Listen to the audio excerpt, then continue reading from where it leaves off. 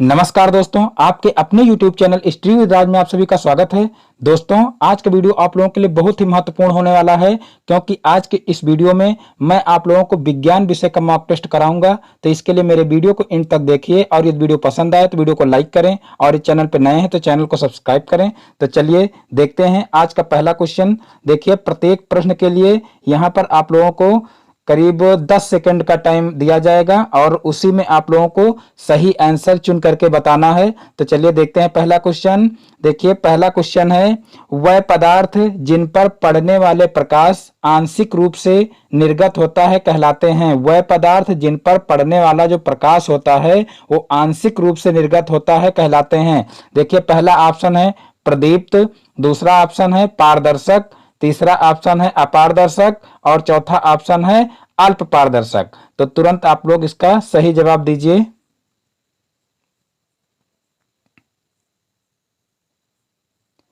तो देखिए, इसका जो द ऑप्शन है बिल्कुल राइट आंसर हो जाएगा। तो जो स्टूडेंट इसका द ऑप्शन टिक कर रहे हैं बिल्कुल राइट आंसर है, क्योंकि देखिए वह पदार्थ जिनमें आंशिक रूप से प्रकाश जो है बाहर निकलता है या दूसरी तरफ निकल जाता है उन्हें क्या कहते हैं, अल्प पारदर्शक कहते हैं। और जिन पदार्थों में पूरा पूरा प्रकाश एक तरफ से दूसरी तरफ निकल जाता है उन्हें क्या कहते हैं, उन्हें पारदर्शक कहते हैं। और वह पदार्थ जिनमें जो है प्रकाश दूसरी तरफ जाता ही नहीं है उन्हें क्या कहते हैं, अपारदर्शक कहते हैं। तो इस प्रकार से इसका जो द ऑप्शन है वो बिल्कुल राइट आंसर हो जाएगा। फिर देखते हैं नेक्स्ट क्वेश्चन, किस प्रकाश स्रोत से उपछाया नहीं बनती है। किस प्रकाश स्रोत से उपछाया नहीं बनती है। तो देखिए, पहला ऑप्शन है इसका बिंदु प्रकाश स्रोत, दूसरा ऑप्शन है सूर्य, तीसरा ऑप्शन है सभी प्रकाश स्रोत और चौथा ऑप्शन है अल्प पारदर्शक।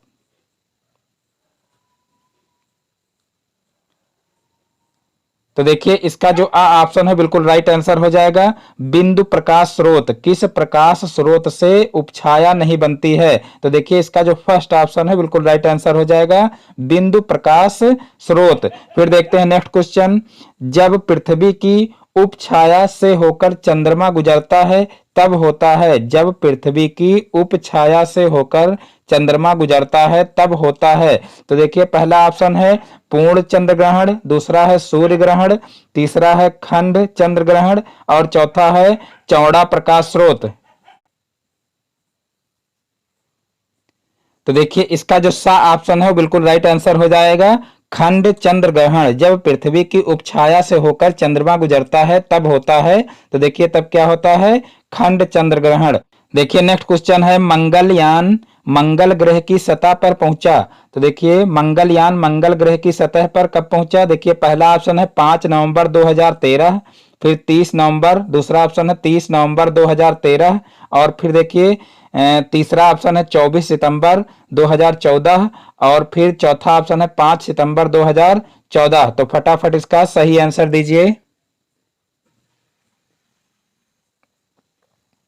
तो देखिए, इसका जो सा ऑप्शन है बिल्कुल राइट आंसर हो जाएगा, 24 सितंबर 2014। फिर देखिए, नेक्स्ट क्वेश्चन है, भारत के पहले अंतरिक्ष यात्री थे। भारत के पहले अंतरिक्ष यात्री थे। पहला ऑप्शन है आर्यभट्ट, दूसरा ऑप्शन है राकेश शर्मा, तीसरा ऑप्शन है भास्कर और चौथा ऑप्शन है सतीश धवन।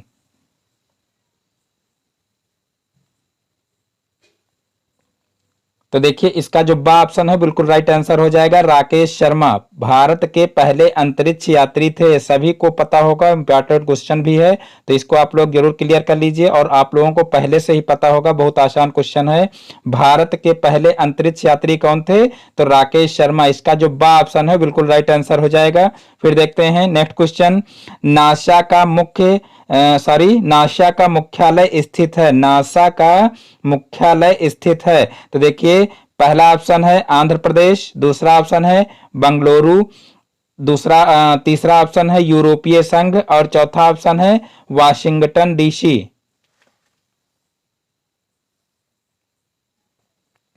तो देखिए इसका जो द ऑप्शन है बिल्कुल राइट आंसर हो जाएगा वाशिंगटन डीसी। फिर देखते हैं नेक्स्ट क्वेश्चन। मृदा का लाल रंग उपस्थिति के कारण होता है। मृदा का लाल रंग उपस्थिति के कारण होता है, यानी कि किसकी उपस्थिति के कारण मृदा का लाल रंग होता है। तो देखिए पहला ऑप्शन है यूरिया, दूसरा ऑप्शन है कैल्शियम क्लोराइड, तीसरा ऑप्शन है आयरन ऑक्साइड और चौथा ऑप्शन है उपरोक्त सभी।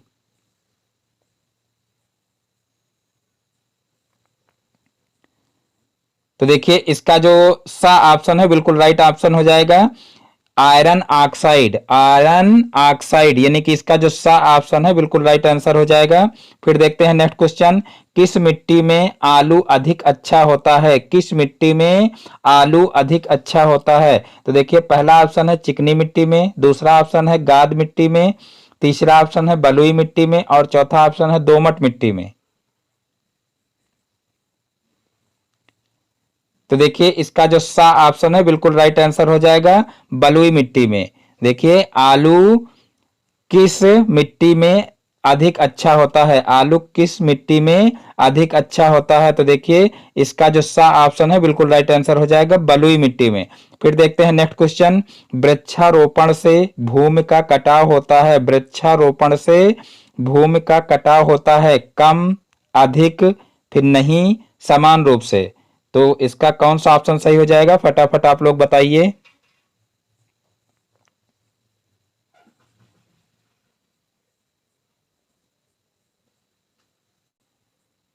तो देखिए इसका कौन सा ऑप्शन सही हो जाएगा? तो देखिए इसका आ ऑप्शन सही हो जाएगा। वृक्षारोपण से भूमि का कटाव कम होता है। देखिए इसमें जो इसका द ऑप्शन है वो सही दिया हुआ है, लेकिन इसके काफी आंसर गलत हैं। देखिए मैं पवन की बुक से पढ़ा रहा हूं और बाद में जो है वीडियो बनाने के बाद कई स्टूडेंट की शिकायत होती है कि सर इसमें काफी ऑप्शन गलत हैं। तो इसीलिए मैं आप लोगों से कह रहा हूं कि कोई भी क्वेश्चन हो तो अगर आप लोगों को गलत मिले तो कमेंट करके जरूर बताएं, उसको सुधारा जाएगा। क्योंकि यहाँ पर देखिए मैं पहले से चेक नहीं करता हूँ और किताब के आधार पर ही पढ़ा देता हूँ। तो यहाँ पर देखिए काफी जो है पवन की बुक में काफी जो है ऑप्शन गलत मिल रहे हैं, तो उनको आप लोग जो है कहीं से अगर आपको डाउट मिल रहा है तो उसको आप लोग क्लियर करके कमेंट करके जरूर बताएं। तो यहाँ पर देखिए वृक्षारोपण यानी कि वृक्ष लगाने से भूमि का कटाव कम होता है। यहाँ पर है समान रूप से, तो क्या समान रूप से भूमि का कटाव हुआ नहीं करता है, यानी कि भूमि का कटाव कम पड़ जाता है। तो यहाँ पर जो इसका फर्स्ट ऑप्शन है वो सही होना चाहिए। फिर देखते हैं नेक्स्ट क्वेश्चन। बारीक बालू के कणों की माप होती है। बारीक बालू के कणों की माप होती है। तो देखिए पहला ऑप्शन है 0.002 मिलीमीटर से कम, दूसरा ऑप्शन है 0.002 मिलीमीटर से 0.02 मिलीमीटर, फिर देखिए तीसरा ऑप्शन है 0.02 मिलीमीटर से 0.2 मिलीमीटर, फिर चौथा ऑप्शन है 2.00 मिलीमीटर से अधिक।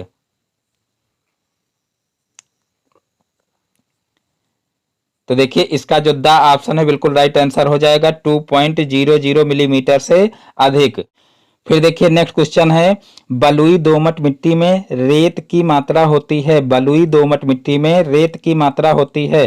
तो देखिए इसका फर्स्ट ऑप्शन है 60% से 80%, दूसरा ऑप्शन है 50% से 60% और तीसरा ऑप्शन है 60% से कम और चौथा ऑप्शन है 60% से अधिक।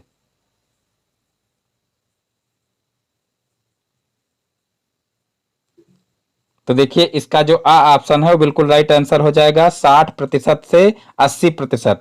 फिर देखिए नेक्स्ट क्वेश्चन है। नियमित खाद के प्रयोग से होती है। नियमित खाद के प्रयोग से होती है। तो देखिए पहला ऑप्शन है इसका उपज की वृद्धि, दूसरा ऑप्शन है मिट्टी की वृद्धि, तीसरा ऑप्शन है पानी की वृद्धि और चौथा ऑप्शन है इनमें से कोई नहीं। तो देखिए नियमित खाद के प्रयोग से होती है, इसका आप लोग सही जवाब दीजिए फटाफट।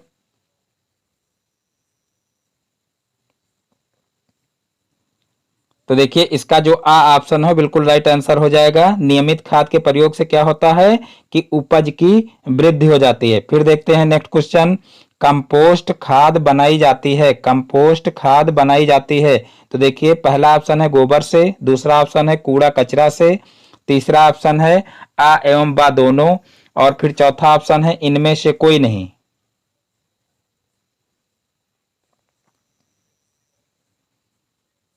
तो देखिए इसका जो सा ऑप्शन है बिल्कुल राइट आंसर हो जाएगा। तो गोबर और कूड़ा कचरा दोनों से बनाई जाती है। कंपोस्ट खाद जो होती है वो गोबर और कूड़ा कचरा दोनों से बनाई जाती है। फिर देखते हैं नेक्स्ट क्वेश्चन, नाइट्रोजन उर्वरक से पौधे बढ़ते हैं। नाइट्रोजन उर्वरक से पौधे बढ़ते हैं। देखिए पहला ऑप्शन है अति शीघ्र गति से, दूसरा ऑप्शन है धीमी गति से, तीसरा ऑप्शन है बढ़ते ही नहीं है और चौथा ऑप्शन है इनमें से सभी।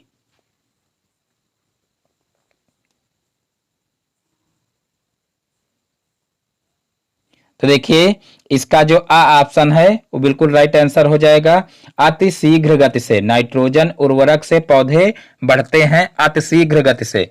फिर देखते हैं नेक्स्ट क्वेश्चन, कीटनाशक दवाओं के प्रयोग से वृद्धि होती है। कीटनाशक दवाओं के प्रयोग से वृद्धि होती है। तो देखिए पहला ऑप्शन है रोगाणु प्रतिरोध में, दूसरा ऑप्शन है कीड़े मकोड़े में और तीसरा ऑप्शन है इल्लियों में और फिर चौथा ऑप्शन है इनमें से कोई नहीं। तो देखिए फटाफट इसका सही जवाब दीजिए। कीटनाशक दवाओं के प्रयोग से वृद्धि होती है।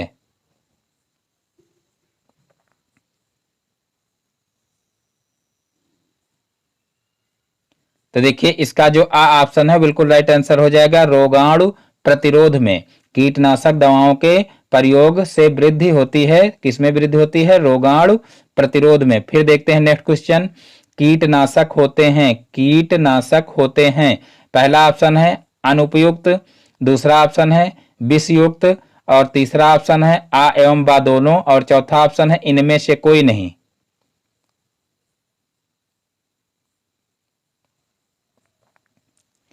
तो देखिए इसका जो बा ऑप्शन है बिल्कुल राइट आंसर हो जाएगा। कीटनाशक क्या होते हैं? वो विष युक्त होते हैं, क्योंकि उनमें विष होता है तो इसीलिए कीटनाशक होते हैं विष युक्त। इसका जो बा ऑप्शन है बिल्कुल राइट आंसर हो जाएगा। फिर देखते हैं नेक्स्ट क्वेश्चन, खरीफ की फसल है, खरीफ की फसल है। तो देखिए पहला ऑप्शन है गेहूं, दूसरा ऑप्शन है मटर, तीसरा ऑप्शन है चना और चौथा ऑप्शन है धान।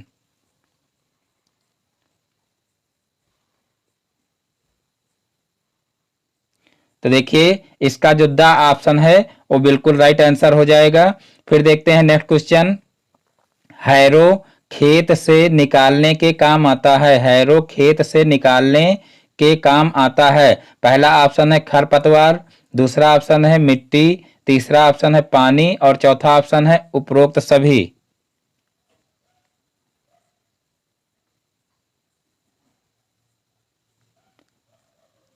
तो देखिए इसका जो आ ऑप्शन है बिल्कुल राइट आंसर हो जाएगा, खरपतवार। हैरो खेत से निकालने के काम आता है तो इसका जो फर्स्ट ऑप्शन है खरपतवार, ये ऑप्शन सही हो जाएगा। फिर देखते हैं नेक्स्ट क्वेश्चन, डिबलर से बुआई नहीं होती है, डिबलर से बुआई नहीं होती है। तो देखिए पहला ऑप्शन है गेहूं की, दूसरा ऑप्शन है चने की, तीसरा ऑप्शन है धान की, चौथा ऑप्शन है बाजरा की।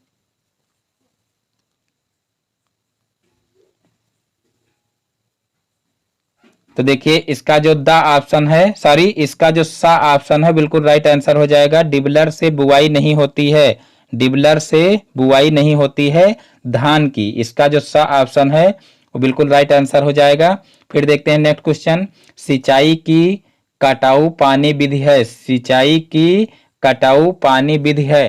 देखिए पहला ऑप्शन है अपलावन या प्रवाह विधि, दूसरा है कुर्ण विधि और तीसरा है क्वारी विधि और चौथा है छिड़का विधि।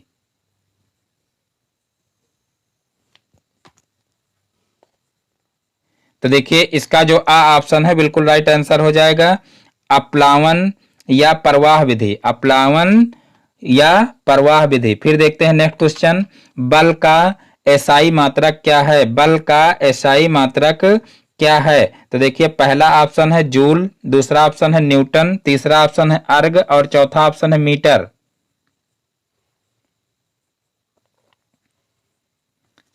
तो देखिए इसका जो बा ऑप्शन है बिल्कुल राइट आंसर हो जाएगा। बल का एसआई मात्रक क्या है? तो वो न्यूटन है। इसका जो बा ऑप्शन है बिल्कुल राइट आंसर हो जाएगा। फिर देखते हैं नेक्स्ट क्वेश्चन, एमकेएस पद्धति में कार्य का मात्रक है, एमकेएस पद्धति में कार्य का मात्रक है न्यूटन, पहला ऑप्शन है, दूसरा है मीटर, तीसरा है जूल और चौथा है न्यूटन प्लस मीटर।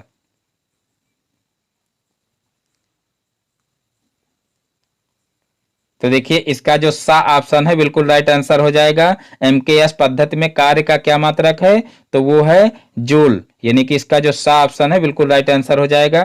फिर देखिए नेक्स्ट क्वेश्चन है, एक जूल होता है, देखिए पहला ऑप्शन है न्यूटन गुणे 1 मीटर, दूसरा ऑप्शन है 1 न्यूटन प्लस 1 मीटर, तीसरा ऑप्शन है 1 न्यूटन बटे 1 मीटर और चौथा ऑप्शन है 1 मीटर गुणे सेकेंड।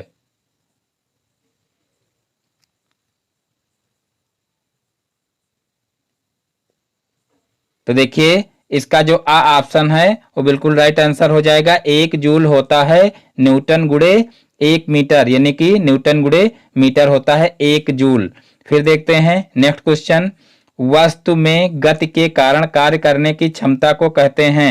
वस्तु में गति के कारण कार्य करने की क्षमता को कहते हैं। पहला ऑप्शन है गतिज ऊर्जा, दूसरा ऑप्शन है स्थितिज ऊर्जा, तीसरा ऑप्शन है यांत्रिक ऊर्जा और चौथा ऑप्शन है विद्युत ऊर्जा।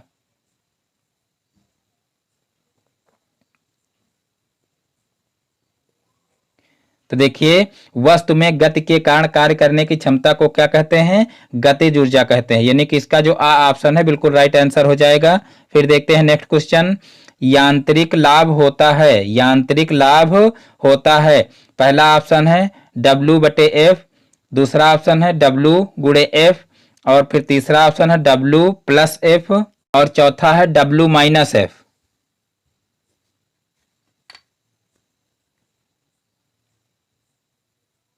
तो देखिए इसका जो आ ऑप्शन है बिल्कुल राइट आंसर हो जाएगा W बटे एफ। फिर देखते हैं नेक्स्ट क्वेश्चन, चिमटा उदाहरण है, चिमटा उदाहरण है। देखिए पहला ऑप्शन है प्रथम श्रेणी उत्तोलक का, दूसरा ऑप्शन है द्वितीय श्रेणी उत्तोलक का, तीसरा ऑप्शन है तृतीय श्रेणी उत्तोलक का और चौथा ऑप्शन है मशीन का। तो देखिए इसका जो सा ऑप्शन है बिल्कुल राइट आंसर हो जाएगा, तृतीय श्रेणी उत्तोलक का चिमटा उदाहरण है। तो देखिए चिमटा किसका उदाहरण है, तृतीय श्रेणी के उत्तोलक का। फिर देखते हैं नेक्स्ट क्वेश्चन, कोशिका का भाग है, कोशिका का भाग है। तो देखिए पहला ऑप्शन है संयोजी ऊतक, दूसरा ऑप्शन है तंत्रिका ऊतक, तीसरा ऑप्शन है केंद्रक और चौथा ऑप्शन है प्रोटोप्लाज्म।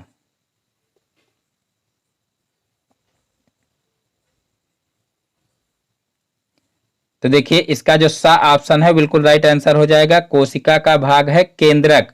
फिर देखते हैं नेक्स्ट क्वेश्चन, साइटोप्लाज्म में पाया जाने वाला महत्वपूर्ण पिंड है, साइटोप्लाज्म में पाया जाने वाला महत्वपूर्ण पिंड है। देखिए पहला ऑप्शन है कोशिका भित्ति, दूसरा ऑप्शन है रसधानी, तीसरा ऑप्शन है जीव द्रव्य और चौथा ऑप्शन है केंद्रक।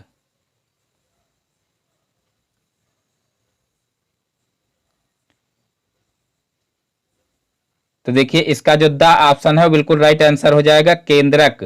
साइटोप्लाज्म में पाया जाने वाला महत्वपूर्ण पिंड क्या है, तो वो है केंद्रक। फिर देखते हैं नेक्स्ट क्वेश्चन, कोशिका का सबसे महत्वपूर्ण अंग है, कोशिका का सबसे महत्वपूर्ण अंग है। तो देखिए पहला ऑप्शन है कोशिका भित्ति, दूसरा ऑप्शन है कोशिका द्रव्य, तीसरा ऑप्शन है केंद्रक और चौथा ऑप्शन है उपर्युक्त सभी।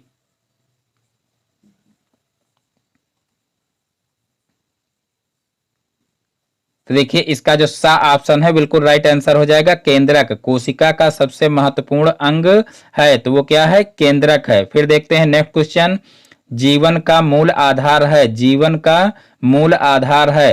तो देखिए पहला ऑप्शन है प्रोटोप्लाज्म, दूसरा ऑप्शन है साइटोप्लाज्म, तीसरा ऑप्शन है जीव द्रव्य और चौथा ऑप्शन है सेंट्रोसोम।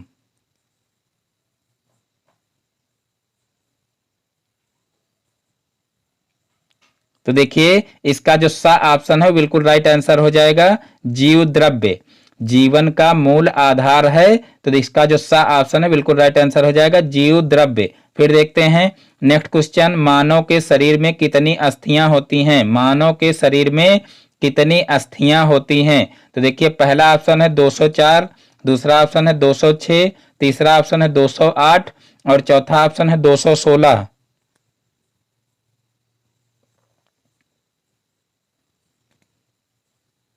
तो देखिए ये ऑप्शन सभी को पता होगा। देखिए इसका जो बा ऑप्शन है बिल्कुल राइट आंसर हो जाएगा, मानव के शरीर में कितनी अस्थियां होती हैं, तो वो होती हैं 206। तो इसका जो बा ऑप्शन है बिल्कुल राइट आंसर हो जाएगा। फिर देखते हैं नेक्स्ट क्वेश्चन, श्वसन अंग है, श्वसन अंग है। देखिए पहला ऑप्शन है हृदय, दूसरा ऑप्शन है ग्रीवा, तीसरा ऑप्शन है फेफड़े और चौथा ऑप्शन है सुषुम्ना।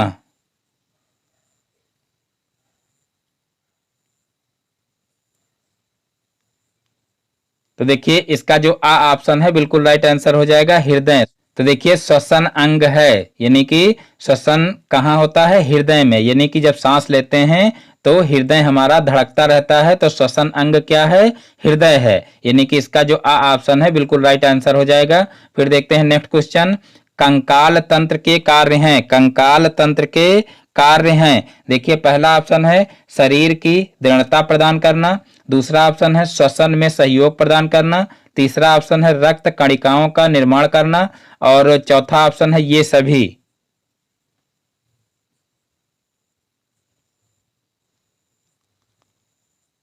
तो देखिए इसका जो बा ऑप्शन है वो बिल्कुल राइट आंसर हो जाएगा। कंकाल तंत्र के क्या कार्य हैं, श्वसन में सहयोग प्रदान करना, यानी कि इसका जो बा ऑप्शन है बिल्कुल राइट आंसर हो जाएगा, श्वसन में सहयोग प्रदान करना।